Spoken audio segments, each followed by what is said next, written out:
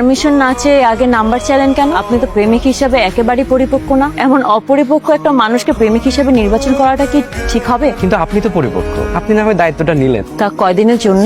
Until then. নিলাম। এখন বলো, হাঁসের মাংস দিয়ে জালি রুটি খেতে পছন্দ করো কিনা? হাসছো যে? অনুমতি না নিয়ে তুমি তো চলে গেলেন। মেয়েরা অনুমতি নেয় না, বাট তুমি আমাকে আপনি করেই বলবে। কেন আমার বেলায় বৈষম্য হবে কেন? আমি কিন্তু বৈষম্য একদম পছন্দ করি না। কারণ তুমি একজন অপরিপক্ক প্রেমিক। যেদিন পরিপক্ক হবে সেদিন তুমি করে বলার অনুমতি পাবে। এখন বলো, হাঁসের মাংস দিয়ে জালি রুটি পছন্দ করো কিনা? হ্যাঁ করি। তাহলে চলো খাবে। ভালো বিয়েটা করে ফেলি। বাবা বাবা, নবাব জাদা ঘুমের মধ্যে বিয়ে করছে। এই ওঠ ওঠ বলছি, 5 মিনিটের মধ্যে বিয়েটা সারতে পারলে উঠে এখন আমাকে বাজার করে উদ্ধার করো। সরো, দূরে যাও, দূরে যাও, বসো। তোমার কখন আসার কথা ছিল? তুমি কখন আসছো? আধা ঘন্টা একটা মানুষকে কেউ এভাবে বসায় রাখে? আমি তো অন টাইমেই চলে আসতেছিলাম, কিন্তু তখন আম্মু আমাকে বাজার করতে পাঠিয়েছে। এখন আম্মুকে কি না করতে পারতেছি, তাই দেরি হয়ে গেছে আমার।